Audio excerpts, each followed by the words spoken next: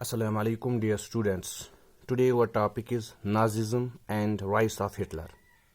In this lesson, we will discuss about how Nazi and Hitler came into power and how he changed the whole political structure of Germany.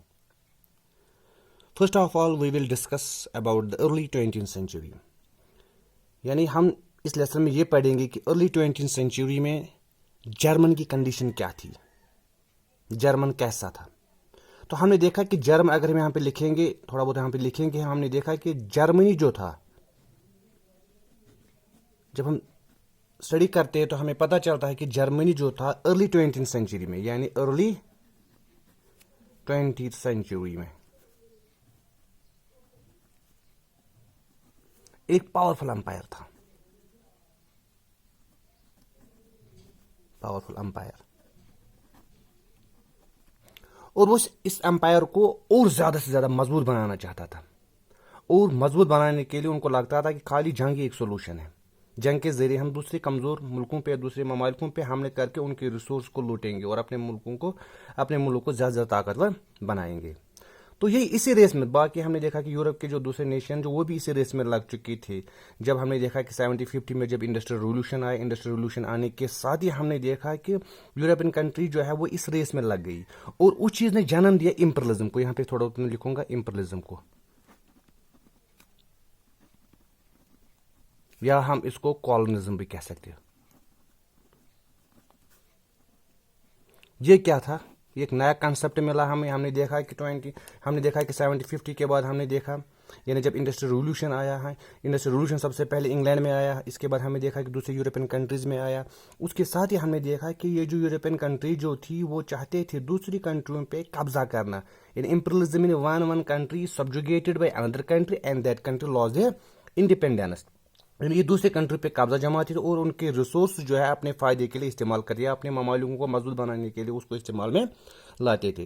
तो इसी तरह हमने देखा यहाँ पे कि जर्मन जो था, जर्मन भी इस रेस में लग चुका था। जर्मन एक पावरफुल एम्पायर था, वो चाहता था कि अपने मुल्क को ज्यादा ताकतवर बनाएंगे, तो उसने भी जो है ओवरसीज कॉलोनीज बनाई थी। ओवरसीज का मतलब है कि दूसरे ममालिकों पे, जो दूसरे ममालिक जो है कमजोर ममालिक जहाँ पे रिसोर्स बहुत सारे थे, उन रिसोर्सों को वो एक्सप्लॉइट करते थे अपने फायदे के लिए, अपने मुल्क को मजबूत बनाने के लिए। तो जब यहाँ पे हम देखते हैं कि जर्मन जो था अर्ली 20th सेंचुरी में जो एक पावरफुल एम्पायर था, तो वो इस कोशिश में था कि मैं अपने मुल्क को और ज्यादा ज्यादा मजबूत बनाऊं। मगर ये जो इंपीरियलिज्म हमें देखा है कि हर एक कंट्री यही चाहती, तो इस इंपीरियलिज्म ने जन्म दिया किस चीज को? इसने जन्म दिया फर्स्ट वर्ल्ड वार को। First world war. तो बेटा यहाँ पे आपको ये चीज जहाँ पे मैं लिखूंगा, आप यहाँ पे डेट आपको याद रखना जरूरी है कि ये डेट, ये फर्स्ट वर्ल्ड वॉर कब स्टार्ट हो गया और कब खत्म हो गया। ये स्टार्ट हो गया 1914 में स्टार्ट हो गया और 1918 में ये खत्म हो गया। इनिशियली हमने देखा जो यूरोपियन कंट्री जो थे उन्हें बढ़ चढ़ कर ये जंग में हिस्सा लिया। उनको लगा कि ये जंग हम शुरू करेंगे और हम ही खत्म करेंगे। उनको लगा था ये जंग जो है बहुत जल्दी खत्म हो जाएगा। उनको लगता था कि हाँ, they will gain victory very quickly, मगर ऐसा नहीं हुआ। उनकी जो सोच जो थी ये गलत साबित हो गई। हमने देखा कि ये जंग 1914 में स्टार्ट हो गई और 18 में तकरीबन 4 साल तक ये जंग कायम रही। तो यहाँ पे पहले हम ये देखेंगे कि ये जो जंग जो है किन किन के दरमियान हुई, वो भी यहाँ पे थोड़ा बहुत हम यहाँ पे पढ़ेंगे। तो उस वक्त हमने देखा एक साइड में बेटा था माइटी पावर जो था उस वक्त जर्मनी, जो एक पावरफुल एम्पायर था। हाँ, ये था एक साइड में था जर्मनी और उसके साथ में था ऑस्ट्रिया। इनको कहा जाता था सेंट्रल पावर।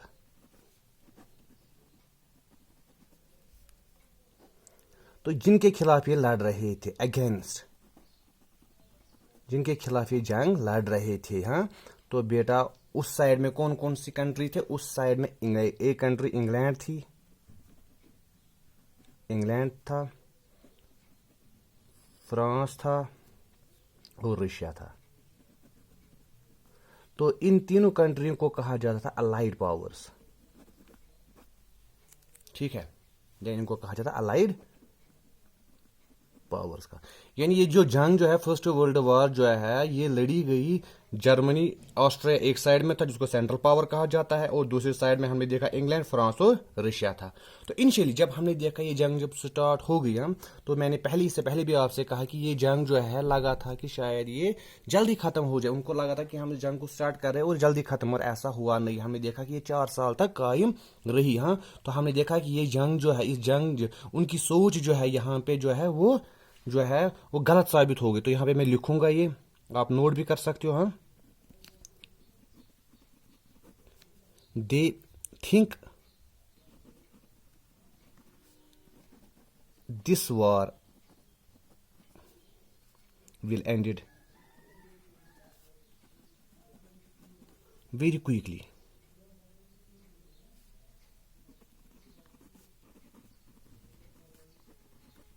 मगर उनकी सोच यहाँ पे गलत है, यानी उनको लगा था कि शायद ये जंग जो है ये बहुत जल्दी खत्म हो जाएगा, मगर वैसा हुआ नहीं। हाँ, हमने देखा कि ये जंग जो है, but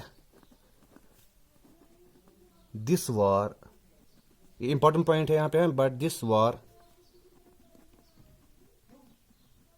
stretches for a long period of time.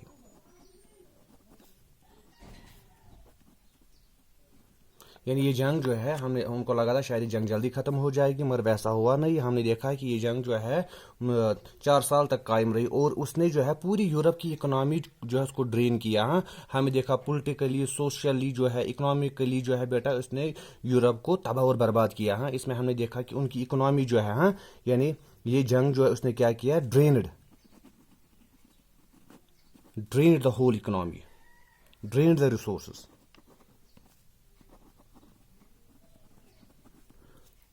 यानी इसका अगर हम देखेंगे इस जंग की वजह से फिजिकली हम देखेंगे, हाँ, या सोशली हम इसको देखेंगे, या मॉरली जो है बहुत बड़ा इम्पैक्ट पड़ा। हाँ, इसमें हमने देखा हमारी फौजी मारे गए, सिविलियन मारे गए, या हमने देखा जो हमारे इंस्टीट्यूशन तबाह हो गए। हमने देखा कि इसमें जो हमारी इकोनॉमी जो है, रिसोर्स जो है वो तबाह और बर्बाद हो गए।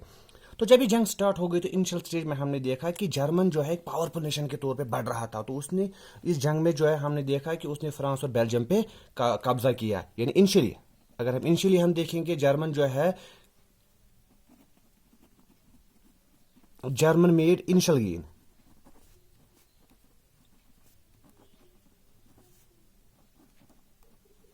यानी शुरुआत में हमने देखा कि जर्मन जो है उन्होंने शुरुआत में जब ये जंग स्टार्ट हो गई तो उनको कामयाबियां मिल गई। हाँ, उन्हें कब्जा किया। हाँ, हम यहां पे लिखेंगे